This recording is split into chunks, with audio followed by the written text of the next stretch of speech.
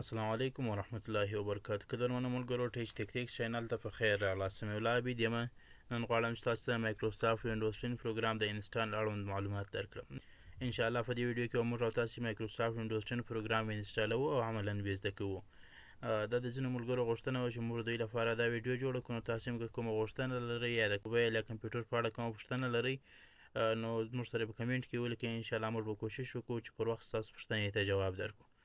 راځو ویډیو شروع کوو. د ویډیو د شروع لپاره به تاسو خپل کمپیوټر لومړی ریسټارټ کړئ.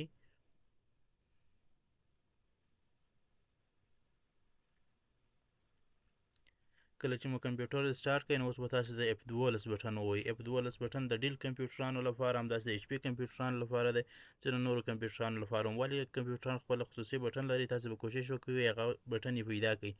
دا بټن د F له بټنو څخه تر ډېره حده پورې یوه بټنه وي. اوس د F12 بټن وهم، ځکه چې زما کمپیوټر HP کمپیوټر دی. د HP کمپیوټر د همدغه د F12 بټن د وینډوز بټن دی. کله چې مې F12 بټن ووهله، اوس به تاسو ته دغسې دغه ته ورته یو بله صفحه راواوړي. په دې صفحه کې به تاسو DVD یا CD روم انتخاب کړئ، او که مو چیرې فلش ورته ور اچولی وي، نو بیا USB ورسره انتخاب کړئ. اوس ما CD ور اچولې ده، نو زه دلته CD یا DVD روم ورته انتخابوم. که چیرې تاسو په انتخاب نه پوهېږئ چې څنګه انتخاب وکړئ، نو لارښوونې درته شوي دي. تاسو باید 4 اراو بټن څخه ډاون ارا یا د لاندې ارا بټن ووهئ، تر څو پورې په دې لیست کې لاندې راسي او DVD ته ورسېږي یا CD ته. اوس به یو کلي له کمپیوټر څخه کلیک کړئ، هره کلي چې ستاسو خوښه وي. دا یو څه لنډ وخت لري، د محدود وخت لپاره دی دا. نو کله چې دا خط درته راواړوئ کمپیوټر له کیبورډ څخه چې مو هره بټن خوښ وي، همغه بټن به کلیک کړئ، تر څو پورې د وینډوز دا پروسه مخکې ولاړه شي. پروسه جریان لري. اوس به انشاءالله تاسو ته یو بله وینډو را خلاصه کړي، په هغه کې به تاسو ژبه او د کیبورډ ډول ورته انتخاب کړئ. دلته موږ تاسو انګلیسي ژبه او د کیبورډ ډول US ورته انتخاب کړو. اول تغیر بیخي مه په کې راولئ، نیکسټ ورباندې ووهئ. اوس انسټال ورباندې کلیک کړئ، تر څو پورې دا انسټال پروسه مو شروع شي. د وینډوز 10 پروګرام ډېر ډولونه شته، تاسو یې په دې لیست کې وینئ. له دې لیست څخه مو هر یو خوښ یې هغه ورته انتخاب کړئ. خو پوره ډولونه یې د وینډوز 10 پرو ده، او انټرپرایز ماډل چې دی دا پوره ډولونه دي. اوس زما په دې CD کې وینډوز 10 پرو شته، نو زه دا وینډوز 10 پرو ورته انتخابوم او انسټال ومې.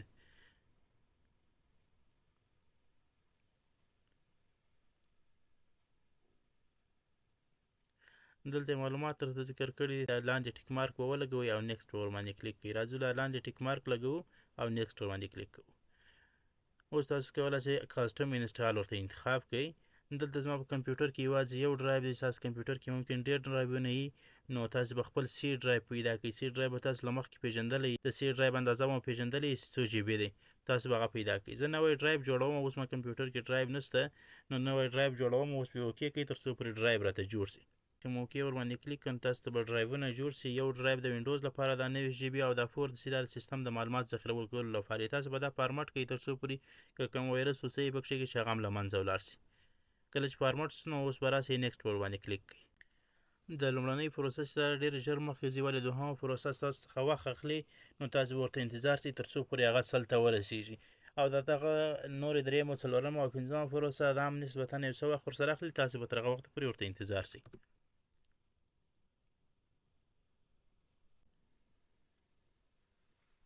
په دې حالت کې ستاسو کمپیوټر ریسټارټ کېږي، نو تاسو به ورته انتظار شئ تر څو پورې ستاسو کمپیوټر ریسټارټ شي. کمپیوټر کې به کومه لاسوهنه نه کوئ، پرېږدئ همداسې تر څو پورې کمپیوټر مو ریسټارټ شي.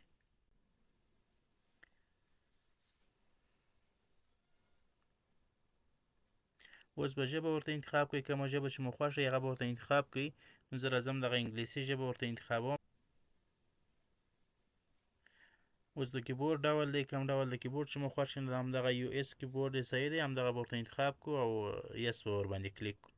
یا که کوم بل ډول مو خوښ شي، نو هم تاسو کولی شئ ورته انتخاب یې کړئ.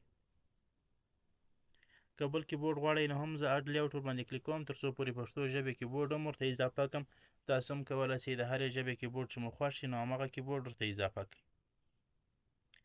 اډ لیاوټ به کلیک کړئ. اوس به راسئ کومه ژبې کیبورډ چې مو خوښ شو هغه ژبه به انتخاب کړئ. زه پښتو افغانستان انتخابوم او نیکسټ ورباندې وم.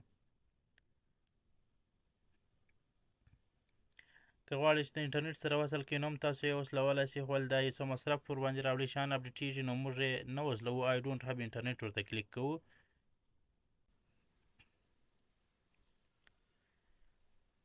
کنټینیو ویت امیټډ سټپ به ورته کلیک کړو، تر څو پورې د انټرنیټ کنکشن څخه خلاص.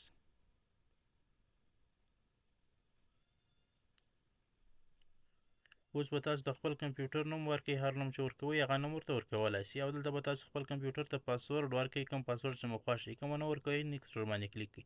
دوباره به پاسورډ ورته ورکړو، نیکسټ ورباندې کلیک کوو. اوس تاسو څخه 3 پوښتنې کوي، نو په دې حالت کې تاسو کوشش وکوئ داسې پوښتنې انتخاب کړئ چې د هغو جواب تر ډېره پورې سره یو رقم وي یا مکمل یو رقم ځواب ورکړئ. دا پوښتنې په دې کې مرسته سره کوي تر څو که ستاسو څخه پاسورډ هېرېږي، نو له دې لارې هم تاسو کولی شئ دا خپل پاسورډ له منځه یوسئ او خپل پاسورډ دغه یوزر ته ور بدل کړئ. زه 3 پوښتنې دلته ورته انتخابوم او د 3 سره جوابونه یو رقم ورکوم تر څو بیا مې له یاده ونه وځي.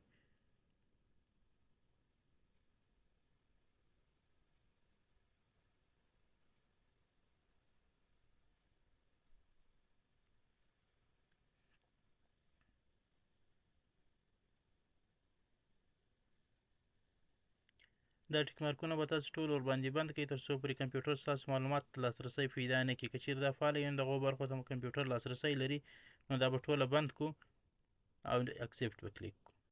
دلته به تاسو راسئ ناټ نو به کلیک کړئ. اوس تاسو انسټالیشن بشپړ شو او تاسو ته کمپیوټر چلاندېږي، تاسو ته ډیسکټاپ صفحه او د معلومات ریډي کوي کمپیوټر. یو څو ثانیې انتظار وکوئ تر څو پرې دا صفحه ریډي شي او تاسو ته راخلاص شي. اوس زموږ او ستاسو انسټال مکمل شو او کمپیوټر مو په عادي شکل سره خلاص شو چې موږ تاسو په عادي شکل سره استفاده ځنې کولی شو. ملګرو تر بیا بل ویډیو مو پر الله سپارم، ښې چارې.